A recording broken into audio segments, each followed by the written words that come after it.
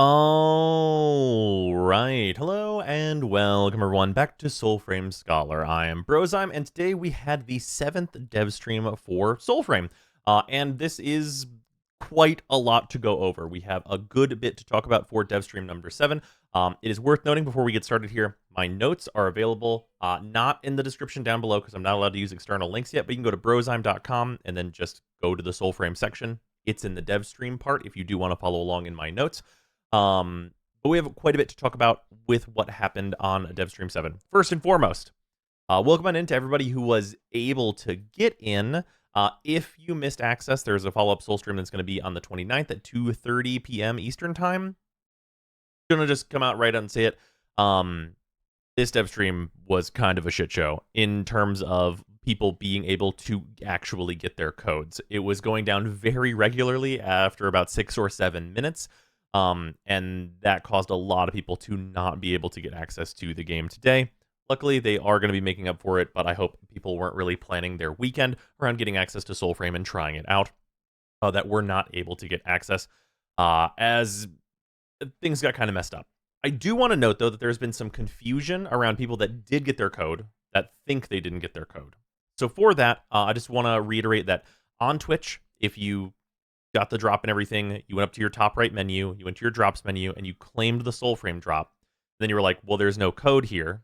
The way that you get to your code is to go back to soulframe.com, log in, go to your account menu, and then the button there to claim your Twitch drop will then give you a code just below that button where you claim it.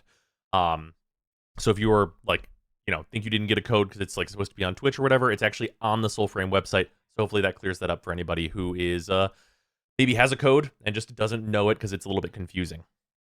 With that, though, it's good that they're going to do another one, but it is a little bit of a bummer doing an outside stream at the same time as doing the Twitch drops for the first time. Could have gone better. With that, we have a lot to talk about with Preludes 10, and apparently this is coming pretty soon. It sounds like this is going to be relatively soon after PAX East, which is in just a little over 2 weeks at this point. And there's a lot here. We have a ton of changes that are going to be hitting the game very, very soon. And the first and foremost is that presumably this is going to be when we're going to get the Bear Pact, as they were showing that off. This is the armor for the Bear Pact, and it looks very cool. The individual pact arm is here. The armor, I mean, I can only hope it translates to in-game as thick and formidable as it looks here, because it looks fantastic. But we are having that as our next pack up and coming. With that, we also have some new enemies. So there's 2 sections here, which is Sprouts and Corrupted Sprouts. Now, Corrupted Sprouts come in 2 sizes, as you can see here. There's the little guys who are just tiny and evil, and the big guys who are huge and evil. They showed a few animations of these guys rooting around, but we're really not going to know how they fit into the game until they're in it. The thing I did want to note about these is that Sprouts, they showed these very briefly, just actually them being attacked by them on stream. They basically pop up out of the ground and then immediately explode and try and kill you. So they're kind of like a trap that sprouts up out of the ground. With that, they did actually note that if you are hidden, you can loot them, which is presumably probably going to be a relatively important resource for some of the new things that we're going to be getting if you want to build them or maybe even farm certain items that we're going to be talking about. So Siren actually might have a real application for enemies that you need to sneak up on in order to be able to loot. So for those of you that don't have Siren yet, you might consider it leading up to this update, as Siren should be a relatively small task to get for those of you that have been playing for a little bit here. Or, if you're playing for the next 2 weeks and get really into it.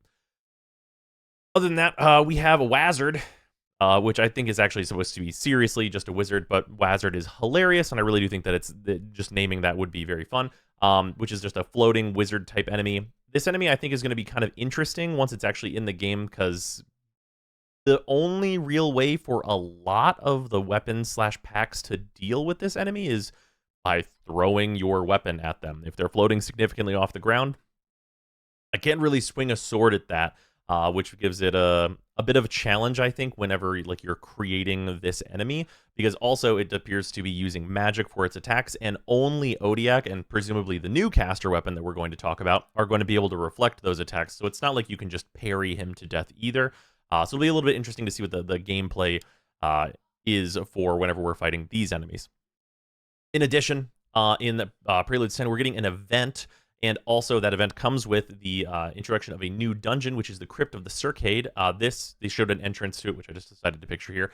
This is basically a Kith of Kings tile set, which is like, I mean, very appropriate. Makes a whole lot of sense for what they're like going to be doing. Basically, seems like there's going to be like a lot of ghost type stuff, more puzzles. It seems like they want this to be a smaller tile set that's a little more focused, which I'm interested to see how they execute on.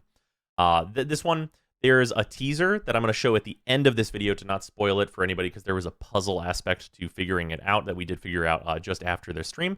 But I'm going to show the solution to that at the end of this video, so keep that in mind if you do want to know what all of that even meant. But let's move on to runes and moats. So the runes and moat system, we got a really good preview for what this is going to be and how this is just going to be like, different from what mods are in Warframe, for example. So moats are like emotions, and like basically the way they were described is like parts of like a human soul, but functionally this is going to be what the soul rip that you get, besides of course it being for damage, is going to like do for you. So you're going to be able to like rip the soul out of an enemy, and the moats will give you certain effects whenever you do that. For Blunder, for example, it freezes a bunch of enemies around you, kind of very akin to Beastone, whenever you do one of those soul rips, which seems, I mean, Beastone is one of the best abilities in the game. So getting that effect on a moat, if you're able to trigger the soul rip pretty actively, that's a really effective skill. And that is kind of the core stone that you're installing. It seems like you are on one moat per weapon. But we are getting our second weapon in this update, so you'll have at least 2 in your loadout. With that, we also have the runes that are going to stack on top of moats. So this is how the menu looks here. You have your moat in the center, and then it is surrounded by 9 runes. Notably, there are 3 like greater rune slots, and then of course the 6 lesser rune slots. But you appear to be able to put the lesser runes into the greater rune slots.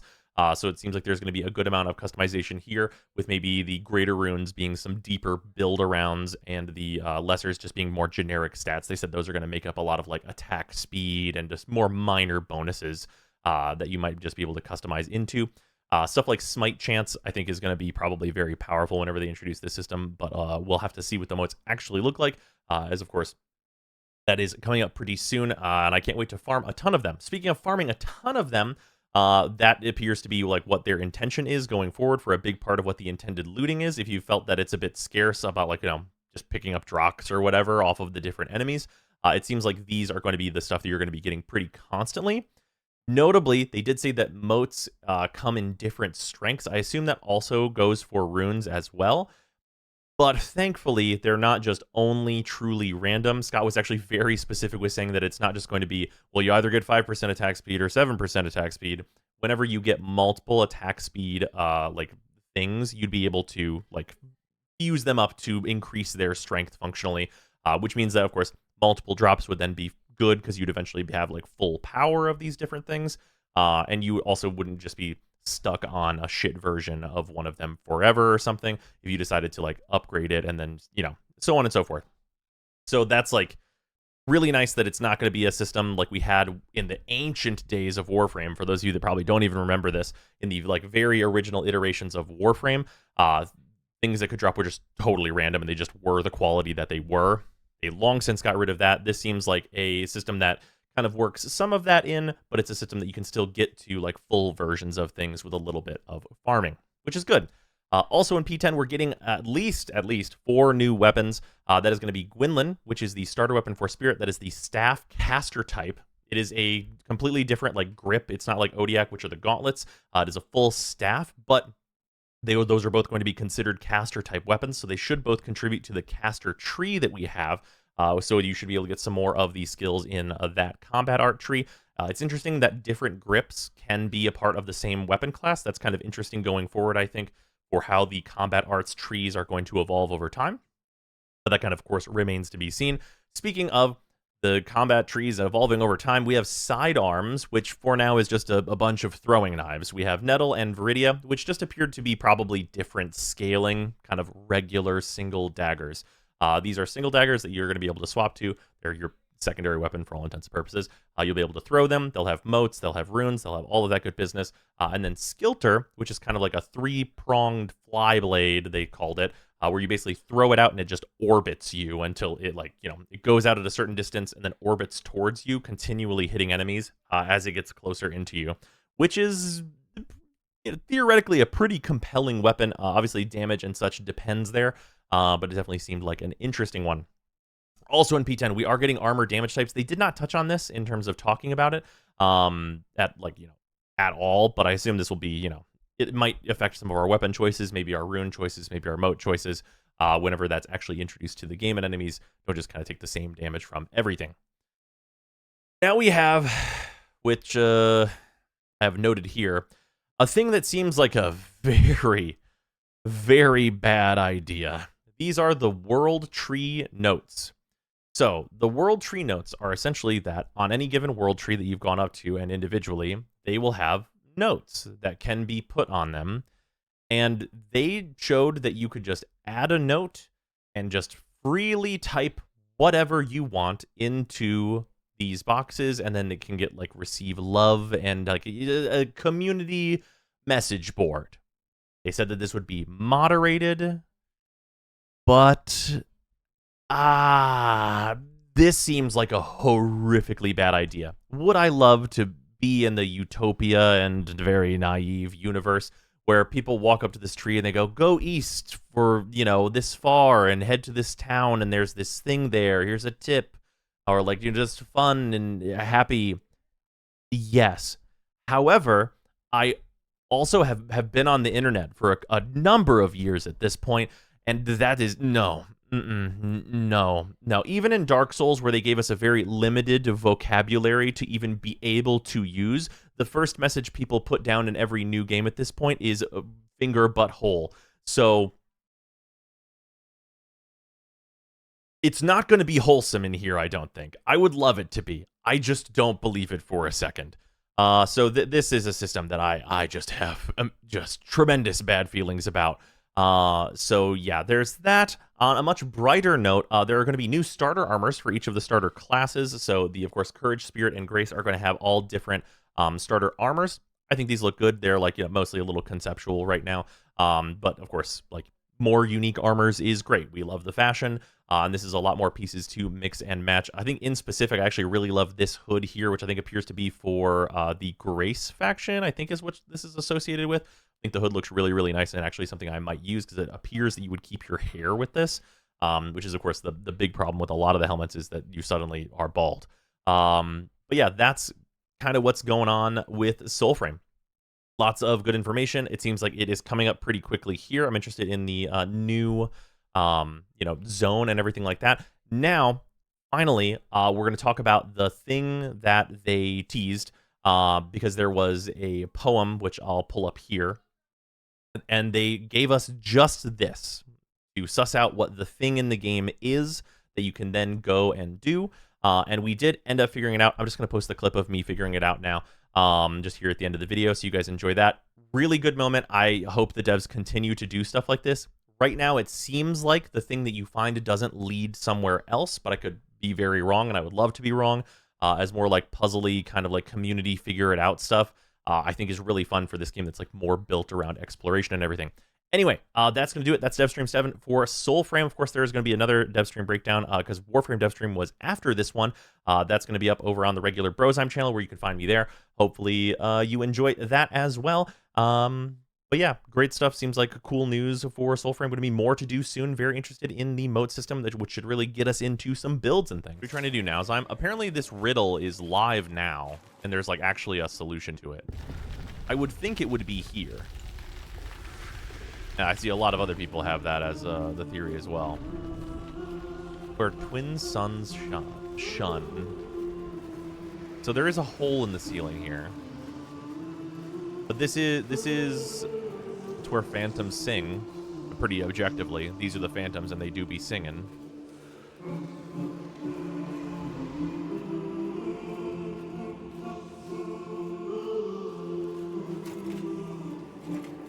How do you get new weapons and armor? When you're starting out, you need to find the blacksmith. I can show you on the map where that quest starts.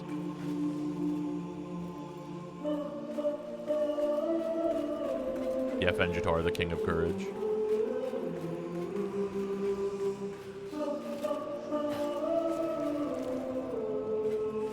Isn't there a door in the back? There is, but I don't think it does anything. Can you recite the riddle? Off ye envoys, twere phantoms sing, twere twin suns shun, twere death bells ring. Seek ye a portal sealed firm as fate, though, if deep ye feel, reveal it may.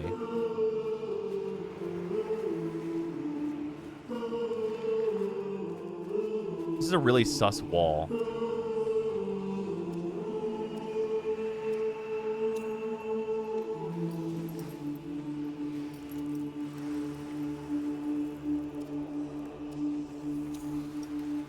Deep ye feel?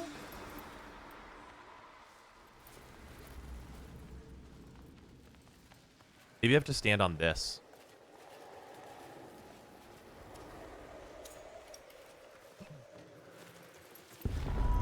Oh, fuck, actually? Yo, that's actually fucking it.